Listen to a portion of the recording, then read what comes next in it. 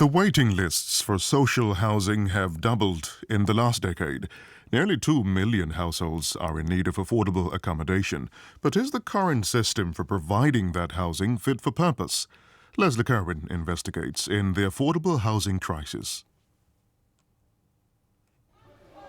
Homes for people, not for profit. Homes for people, not for profit. Homes for people, not for profit. In West London, an angry crowd has gathered outside a trade show at Olympia, the MIPIM property exhibition that brings together investors, developers, landowners and local authorities from across the UK. The protesters are a mixed group. There are many older people worried about the way that housing, to buy or for rent, is spiralling out of reach for many people. My banner says that we need more genuinely affordable rents in London. Because large developers allow the very minimum number of social housing they can get away with, whereas people who live around here, who work around here, whose families have always been here and who are needed to keep the city going, can't even afford social housing, never mind buying expensive housing. The house I live in, which I own, I couldn't afford now. That's what the increase in property prices has been. Disproportionately, rich properties are coming in, often not even occupied. People just buying the properties for investment. You know, it's criminal when there are people who need somewhere to live. This programme is about affordable housing, cheaper homes for people on low incomes to rent or part buy. I'll be asking, has this affordable housing been sacrificed in the post-recession rush to get building again, not just in London, but across the UK?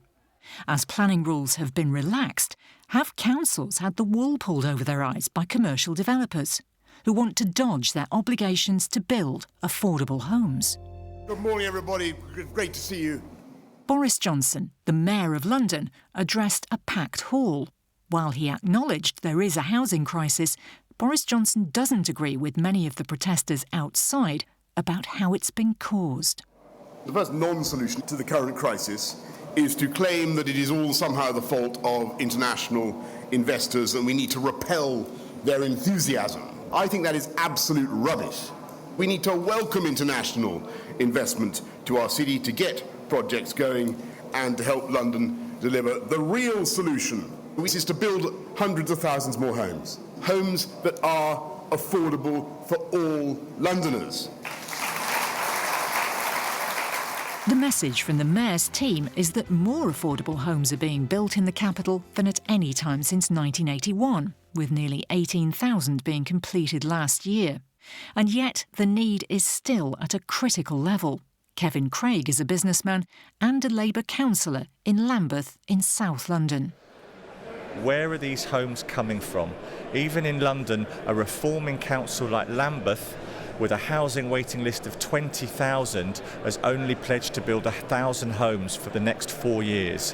When I was much younger, I chaired the planning committee of Lambeth Council. We were giving planning permissions worth billions to property developers.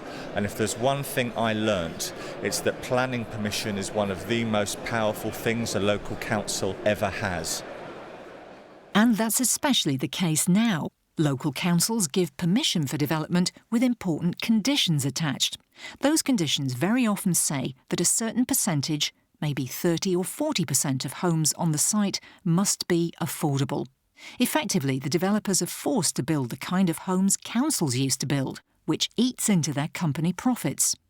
The trouble is, developers who can successfully argue that building affordable homes would make their projects unprofitable can have that obligation removed.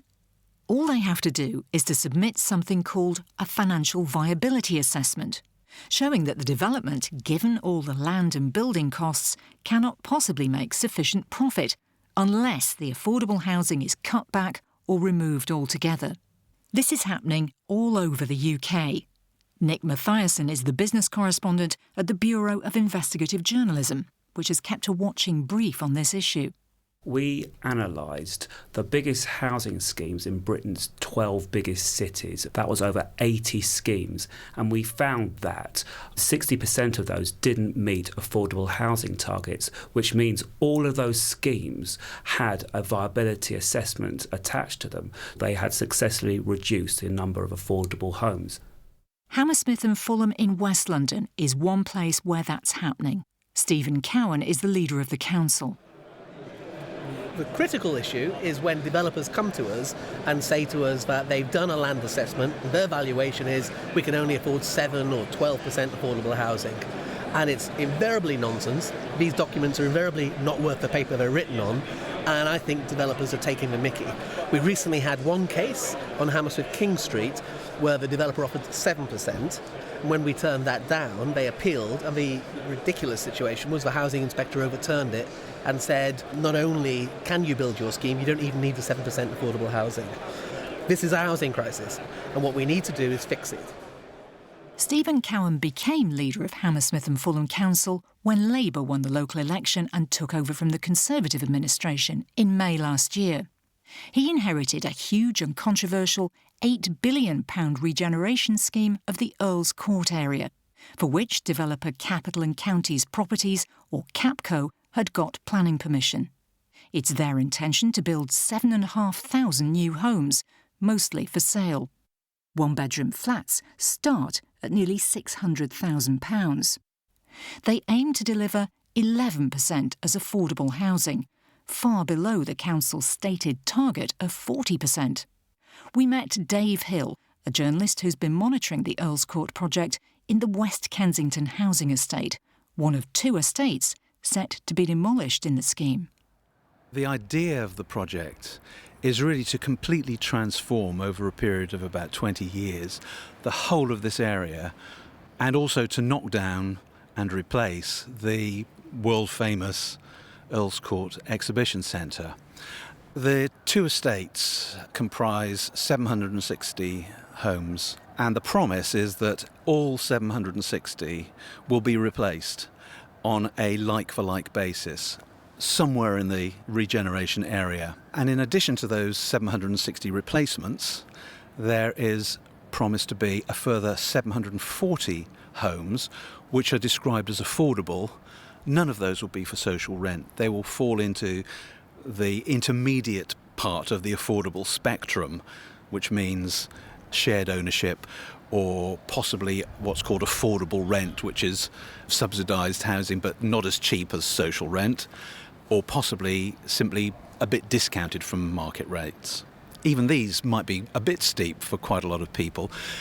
And the big question in terms of the viability of the scheme overall is that 740 really anything like enough? Couldn't the developer CAPCO really have produced a lot more? Shouldn't the local authorities have driven them harder to produce a lot more affordable homes than they actually did? Well, it's better than nothing, but not nearly as good as it should have been.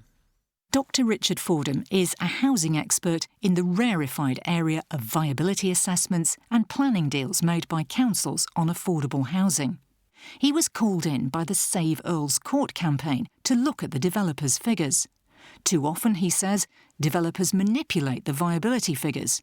If they can show a very low expected profit, they'll plead that they can't afford to build the council's target of cheaper homes. Well, it's certainly quite easy for them to do that, and it's an obligation on the council to try and understand as much as it can about the costs and returns of development. But it's very technical, isn't it? And of course. And very subtle, and very difficult for anyone who's not an expert in this area to understand. Absolutely. But do local authorities have the right people to understand it? Well, unfortunately not. The town planning experts are experts in town planning, not in viability analysis. It's a specialised field, and obviously developers actually employ people who specialise in viability analysis. Local authorities generally do not, which is why in the case we're discussing, district valuer services were employed who are experts in viability analysis. But the everyday local authority can't afford to hire a consultant every time a housing application comes in, and they have to do it themselves. And so they have to have some level of knowledge of viability, but it's often not high enough. Capco, the developer, did not wish to be interviewed about viability and its reasons for offering 11% of affordable housing at Earl's Court. But as we heard, the District Valuer Service, which is part of a government agency, was called in to check Capco's viability figures on behalf of the council. It signed off that figure of 11%. But as Richard Fordham points out, it also expressed reservations about the way the developer's figures had been calculated. Yes, rather more than reservations. They went on then to make two further very important comments. One is that the whole analysis should be redone in the near future when a bit more detail was known about the scheme. And the second thing was the suggestion by the DVS for a review mechanism. None of us can tell what the house prices of 5, 10, 15, 20 years from now are going to be, and that's why the DVS suggestion of a review mechanism where triggers allow the target to rise when house prices have risen much further against costs than they are now, and the fact that wasn't put in is really quite scandalous. Why did that happen? One of the chief drivers of the Earl's Court regeneration was Stephen Greenhalgh, who was the leader of Hammersmith and Fulham Council until 2012. He's now a deputy mayor and candidate to replace Boris Johnson. I put to him the fact that there was no review mechanism at Earl's Court to safeguard public money. That went through Cabinet after my time as a council leader. I have to say, though, the way that we negotiate with developers, that can be improved. I'm someone that would want to see reforms, but you can only work with the system you've got. But surely it would be sensible to have some kind of provision that the public purse would not lose out if the values go up. I'm very much in favour of something like a statutory overage when it comes to viability assessments. If a developer says, I can't build unless you enable me to assume a valuation of £800 per square foot, but actually when you look at the values that they sell the properties for, they're £1,600 a square foot. Well, the overage mechanism would ensure that the public purse gets that upside, even though the developer pled poverty. And here's the big surprise. Even Stephen Greenhalgh, the man who helped to push through the Earl's Court scheme, who is no great enthusiast for social rented housing, even he has serious doubts about viability reports. I don't think the current system is fit for purpose. I think there need to be broad-scale changes, not only to the way we approach the level of affordable housing on each development, which at the moment is through viability. It is flawed. Very often a developer promises a certain amount of housing and says, I can't afford any more, and then we see a huge uplift in land values. Now, land values go up and down. In my view, we need to get a far more certain way of ensuring that the public purse gets good value. So you feel that developers have used viability reports cynically to wriggle out of their responsibilities? Well, I certainly believe that some developers on certain occasions have used viability to their advantage and we haven't captured the land value uplift. And equally, I can see certain local authorities that do not want to see any development happening in their patch using it also cynically. So on both sides of the argument, I see problems with the current system. Can we take the case of Earl's Court, which is a huge and complex regeneration project, with a bottom line that in its current form it delivers just 11% of affordable housing, none of it for social rent? Why was that decision made to let the developers Capco go ahead on that basis? So we've got to understand, now Earl's Court, it's an area that needs to see investment. In order for that to happen, you need to invest in the infrastructure. That requires a cost. You do need to pay for the rehousing of the tenants and leaseholders. That is a substantial cost. But it's hard to only measure a success of Earl's Court through the prism of the absolute amount of affordable housing. I look at the thousands of extra homes, the 2 million square foot of commercial development, a huge regeneration opportunity. But doesn't that mean that the resulting project is not going to be mixed? It's going to be mostly rich people? Well, certainly we're going to have thousands of extra homes. We've got to recognise that affordable housing is not the be-all and end-all. We need thousands of extra homes. What we're actually doing is achieving a double of the affordable housing. Now, that's with the current systems, using viability. That was the advice that I had from professional officers. Do I think that there are better ways than viability to secure more affordable housing? Absolutely. These unsatisfactory developer deals are not only a problem in London. The outcome of these obligations on developers to build affordable properties, known as Section 106, are a growing issue right across the country. You hear of developers who are paid bonuses for arguing down the number of affordable units. And allowing the developer Henderson to reduce on-site affordable housing from 40% to zero. At Upton Park there are to be 838 homes, but no social housing. Developers are offering a further 10% down the road on another. Concerned that in the end there will be no affordable housing worthy of the name built on this development. Framlingham is a market town in Suffolk. It's a very attractive place to live. There's a 12th century castle, a handsome market square and good schools. Christopher Sharp is chair of the Framlingham Residents Association, and he showed us a site which has been the subject of a conflict over affordable housing. We're about a quarter of a mile from the centre of town, on what used to be the site of the railway station coming into Fram. It then became Bibby's, which was a seed manufacturing site here. Behind us here we have the Station Hotel, which is still a very nice pub. And on the other side of the road there's a mixture of pasture, greenfield, and also a technology centre, a garage and a car dealership. A prime site, in other words, which was bought by one of the biggest of the local developers, Hopkins Homes. Hopkins Homes then put in an application for 140 houses, which was granted on the provision as one of the S106 that they should build 47 affordable homes within that 140. That was granted in 2010. But nothing was built. The next thing the residents knew was there was an application from Hopkins to remove the promised 47 affordable homes. James Hopkins is the executive chairman of Hopkins Homes. That site was bought pre-2008. We had the most severe recession the country's had for many, many years, and that site was unviable for us to develop. And therefore, if we'd gone on and developed that site, we'd have developed it to made a loss. And therefore, developers like myself wouldn't do that. So those sites remain stagnant. Nothing's going to happen with it. So the government came up with this policy whereby you could apply for the Section 106 affordable housing allocation to be removed. We did a viability report that was submitted to the council. That was ratified by the council, and they recommended that that would be approved at the council committee meeting. Unfortunately, the councillors didn't agree with that and they refused it. We then went to appeal, and because we'd conformed with government policy, the appeal was passed, and we're now about to start building over 100 houses on that site. Framlingham is in the Suffolk Coastal District Council area. Council policy is that 1/3 of new builds on sites like this should be affordable. But in the last 5 years, according to council figures, 175 affordable homes have been built. That's an average of just 35 a year from various sources, including Hopkins Homes, which comes to just over 7% of affordables a year, instead of the council's target of 33%.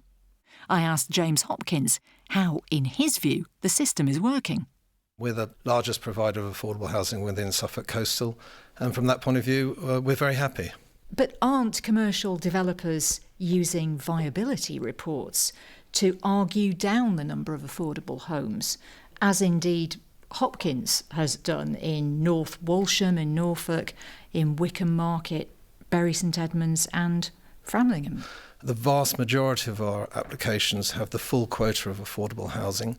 There are one or two, as you've mentioned, where we didn't do affordable housing, North Walsham and Framlingham, but they were based on the government policy, which is if the site is unviable, you can apply for that housing development not to have affordable housing. Robert Eburn is also from Hopkins Homes. He's the planning manager.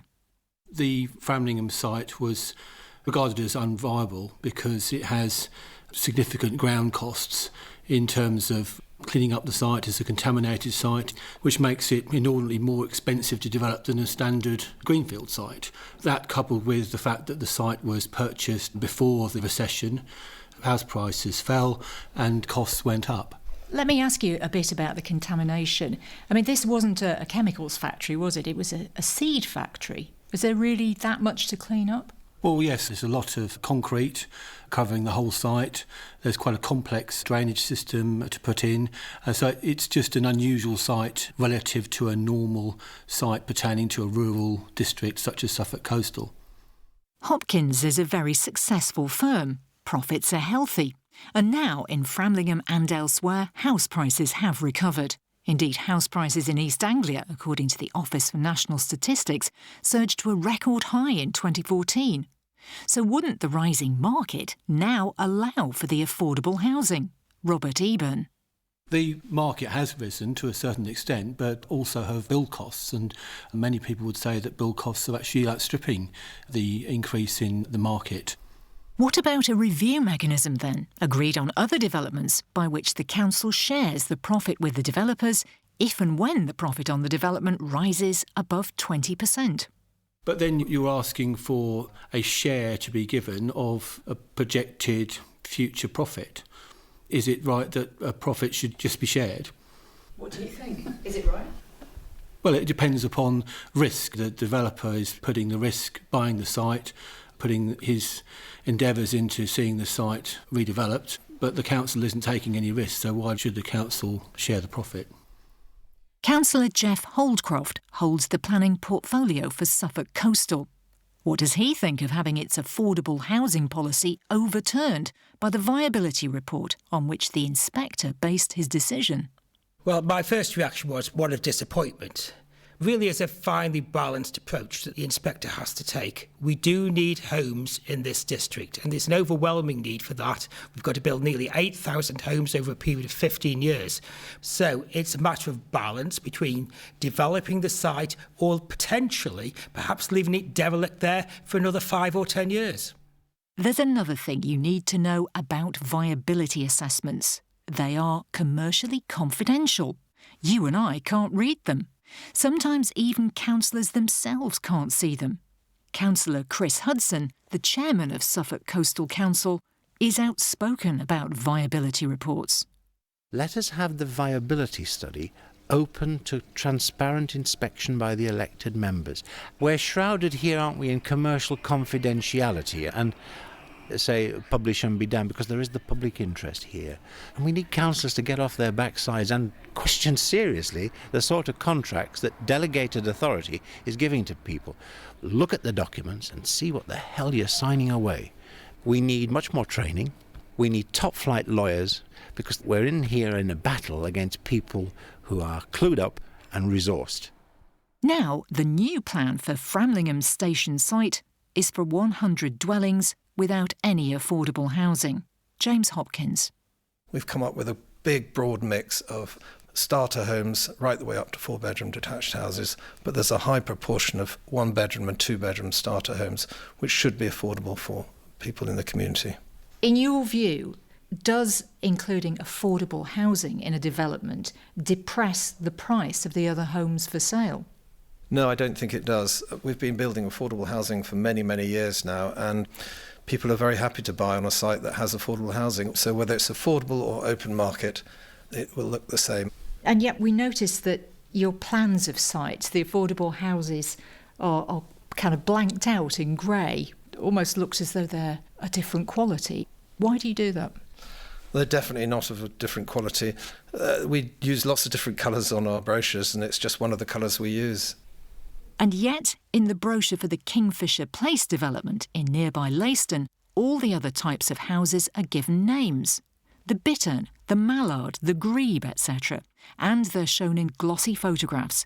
There's no name and no photo for the affordable housing. And some locals may wish it to be airbrushed away.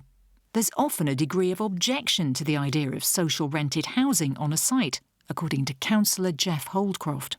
It's not down just to developers, it's down to the communities and what they want as well. Some need to be convinced of the need to have affordable homes to keep the young people there.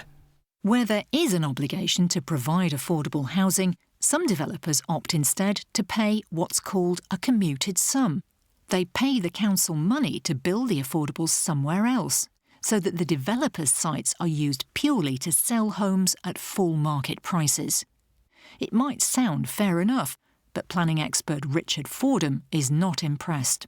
The truth is that that commuted sum is virtually never enough to build the 3 affordable housing units somewhere else. And so, in my practice, and I've negotiated thousands of these things, I've never accepted one. So I'm afraid that commuted sums are usually a way of avoiding the problem, and it's often convenient for the council not to get involved in all the technical details of negotiation which they don't really understand, so they accept what sounds like a large sum of money. Is the money ring-fenced for affordable housing? The good councils do indeed ring-fence it. I'm afraid not all of them, no. So it could be spent on anything else that the council needs to spend money on? Well, councils are very hard-pressed. What's more, commuted sums are also argued down by developers using, you've guessed it, viability assessments.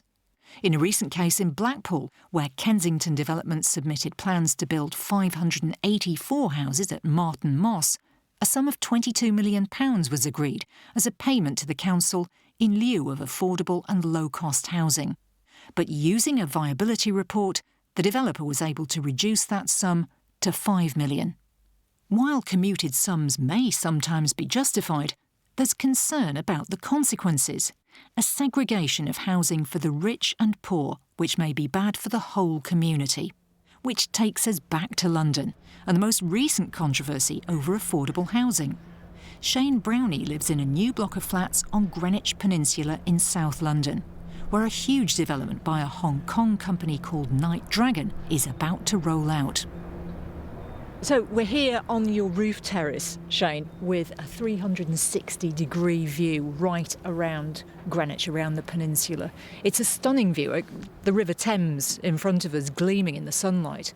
There's a big open space at the moment with extremely tall cranes between us and the dome. Yes, so as you can see, to the north of the peninsula, at the top, the O2, and just to the west of it you can see the fantastically designed bus station and the North Greenwich Tube Station. And indeed the cable car to the right, flowing across the Thames. But looking around here, can you tell me how different the original vision for this site, as agreed in the master plan back in 2004, how different is that from what's happening now? The original master plan set out affordable housing allocation of 35% across all plots across the East Greenwich Peninsula, and subsequent to that the developers entered into a legally binding contract with the Mayor and Council to deliver that. However, on the arrival of the Hong Kong developer, those agreements were negotiated behind closed doors downwards from 35% to 21%, and to be polarised by the affordable housing being concentrated down one end on the south and no provision on the river and closer to the tube station. Now, you live in this handsome block of flats right by the river. Why does it matter how many affordable homes there might be in blocks like this? It matters hugely because if you don't, you create communities that frankly become quite polarised. I mean, for a lot of residents here, that's not the community we want to live in. When Boris Johnson visited the site, he was asked about the way the developers had used a viability report to argue down the provision of affordable housing, a reduction of 527 homes. Obviously, in an ideal world, we'd like it higher. That's what the council consented.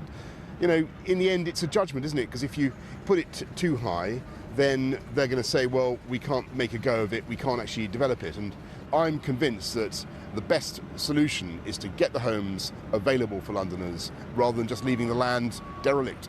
The reason it's low down at a quarter, here they've had to do massive decontamination.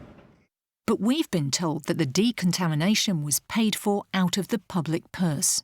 Greenwich and Woolwich Labour MP Matthew Pennycook. Well, I have the planning document here, you're absolutely right. English Partnership, which became the Homes and Communities Agency, had invested a significant amount of money, I think 250 million plus, in decontaminating and remediating the site.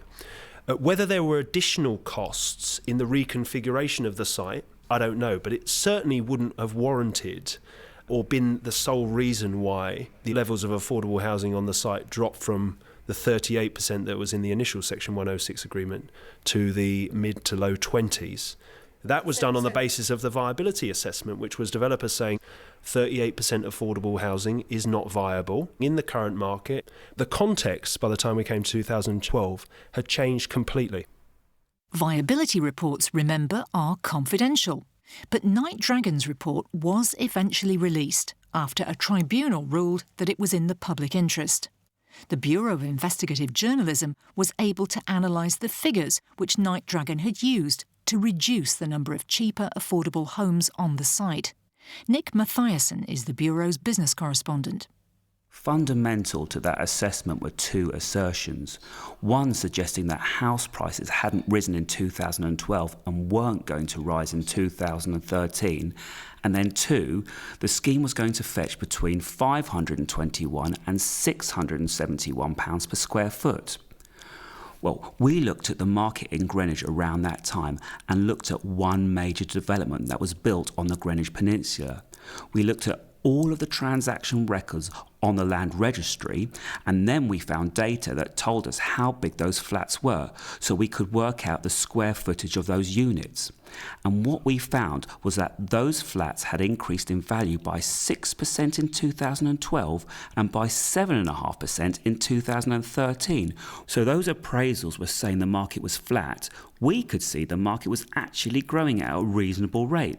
So we think that there was a tens of millions of pounds undervaluation linked to that site. So there could have been more affordable homes included in the scheme. If that is correct, then why did Greenwich councillors agree to the deal? We asked the council for an interview. Unfortunately, we'll have to decline this opportunity as there are some current planning matters on the peninsula due for consideration by our planning board, so we're not in a position to comment given these issues are pending. Matthew Pennycook MP was a Greenwich councillor when those planning decisions were being made, though he did not play a direct part in them.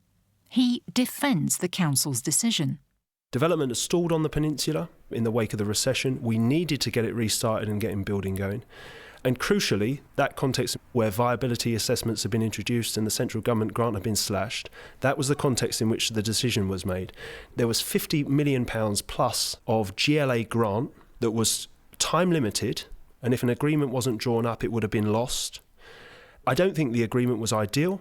I took issue at the time with the concentration of the affordable housing in one particular section of the site. But let me be very clear, if an agreement had not been reached, I think the affordable housing that we did secure would have been lost, and we would have been in a situation where we could have had potentially less affordable housing and less genuinely affordable target rent housing had a deal not been made. But would Night Dragon really have walked away if you'd said no? But they may just not have built anything. And when you are talking about a housing crisis like we have in London and 15,000 people on their council waiting lists, we needed to get development going in some form. And now Night Dragon are back with another revised plan to intensify the number of homes on the peninsula to 15,500 in 5 village districts. This is what they told us.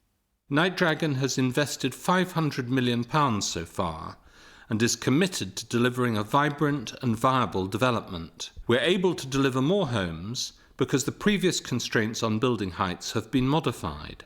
Of the 15,500 homes, there will be private properties and a meaningful number of affordable properties delivered in each district.